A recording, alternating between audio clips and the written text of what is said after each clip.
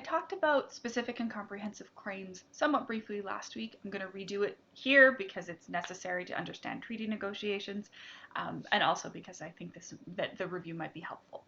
So one of the things you need to understand is that there are two different kinds of claims that Indigenous people can bring to Canada's Indian Claims Commissioner.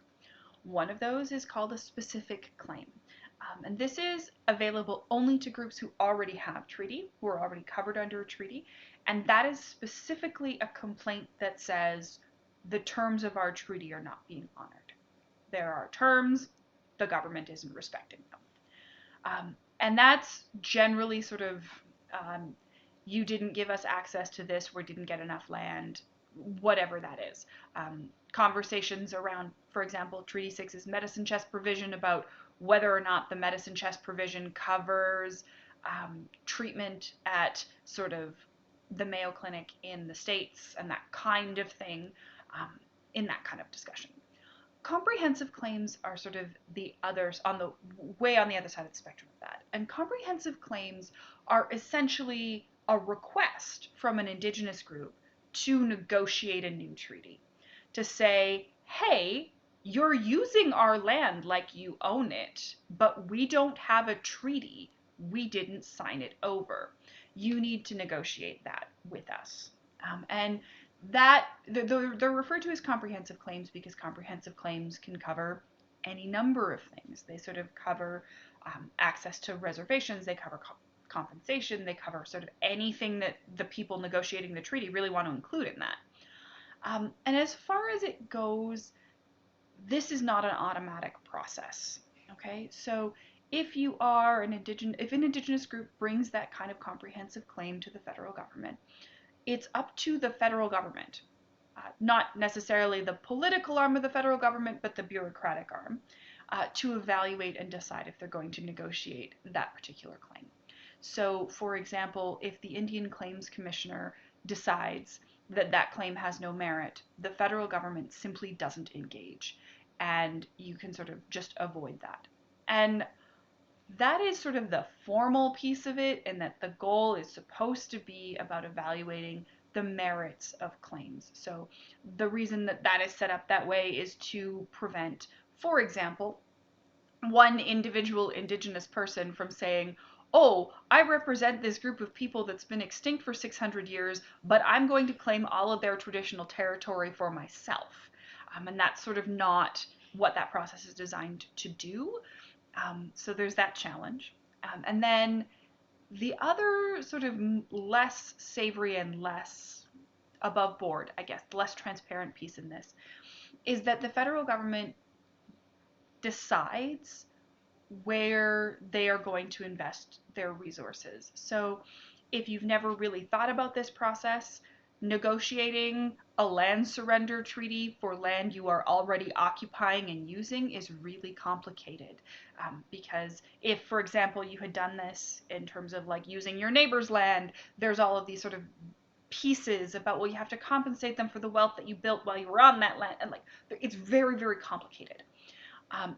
We're not going to sort of dig into all of those details right now, but understand that in order to negotiate that treaty, what you have on the part of the federal government and on the part of the Indigenous group, but the federal government is really the only group that has to do this sort of in multiple places at once, is you have to have a very strong team of dedicated researchers and lawyers and administrators to figure out all of the paperwork stuff and to figure out if you're covering what you need to cover and to figure out what the consequences of that is.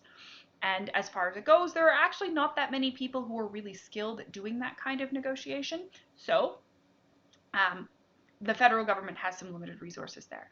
And that's sort of the like comfortable and transparent one, which is to say we only have so many people, so we can only negotiate this number of treaties at a time.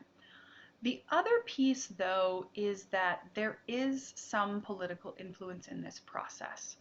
In that, for example, the Minister of Indian and Northern Affairs gets their mandate letter from the Prime Minister. So if there's a Prime Minister who says very clearly, I want to clear all of these unsettled land claims, I want you to negotiate them now, they're going to go out and hire more of those specialized people, and they're going to give them more resources to do that, and they're going to wind up negotiating more comprehensive claims. If, on the other hand, that mandate letter talks about housing priorities and clean water on existing reserves and says all kinds of other things that look really important in that Indigenous sort of affairs portfolio, that's what the minister is going to focus on. They're going to sort of say, yeah, we're not really worried about negotiating new treaties. We're going to fix the relationships that we already have.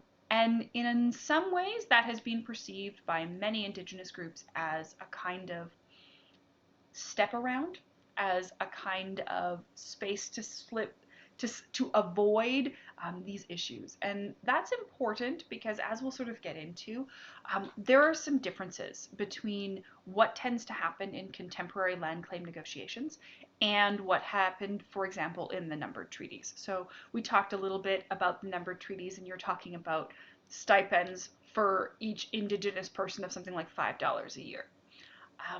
In a contemporary treaty, that would never fly. There would never be like, and that was, and I mean, $5 a year was high when the numbered treaties was negotiated. The goal from the perspective of the treaty negotiators was something like 4, and if they could get it down to 3, that would be ideal.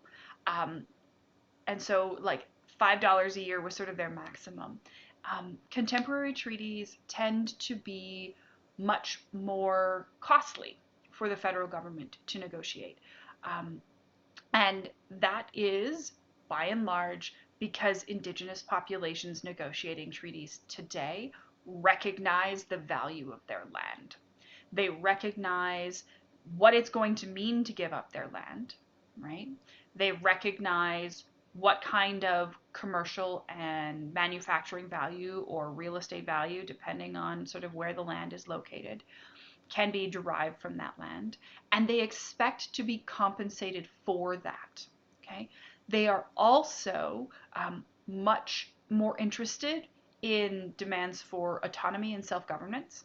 They're interested in the ability to make claims and decide what resource developments are going to happen on their land. So mining, oil and gas extraction, hydroelectric, forestry, all of that sort of stuff, including a notable case a couple of years ago in BC about tourism and the development of ski hills and all of that sort of piece. So they're asking for a lot more because they understand what they are giving up in a way that the negotiators of the numbered treaties didn't. And part of that is because the people who are negotiating treaties for Indigenous groups now saw what happened with the numbered treaties, and they have access to that history. So they're much more careful about including sort of specifics. If you're looking at annual payments, you'll see, for example, annual payments that are linked to inflation. So that $5 payment from 1916 doesn't become totally worthless when, you know, we hit 2016 100 years later. There's a lot going on there. And that is also combined with demands for more detailed procedures for redress. So there's more demand on the part of Indigenous people negotiating treaties today to ensure that they have a way of forcing the government to meet the obligations set out in treaty. So, for example, when we talked about Treaty 6, we sort of talked about that $1,000 a year for the first couple of years to help set up a farm kind of thing. And one of the things that we were talking about was that because that was assigned at the discretion of the Indian agent, there are a whole lot of families who never got that assistance. And in contemporary treaties, there's a lot more push to sort of spell out, okay, if you meet conditions A, B, C, we get this support, this funding, this resource, whatever it is. And if you don't give it to us, here's the process we're going to use to take you to court.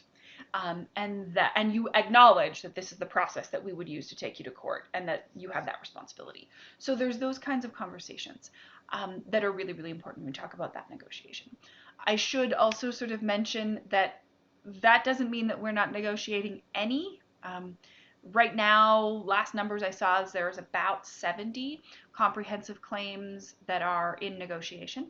So usually this is for small indigenous groups that were not sort of present at the initial treaty negotiations. So you're talking about groups who claim land, for example, across the number of territories, that sort of the number of treaties, for example, that sort of thing. We do have some other things going on, but that's sort of where they're at. But that said, there's another 200 or 300 claims that the government has not yet agreed to hear. They are simply sort of saying either that claim has no merit or we don't have space to negotiate it, so you get to wait. And there's no real appeals process for Indigenous groups to say, hey, you've been trying to put me off for 6 years. Fix this problem. Okay? So that's some stuff about treaty negotiations in general. And now we get to talk about two sort of specific contemporary claims to sort of talk about what this process actually looks like.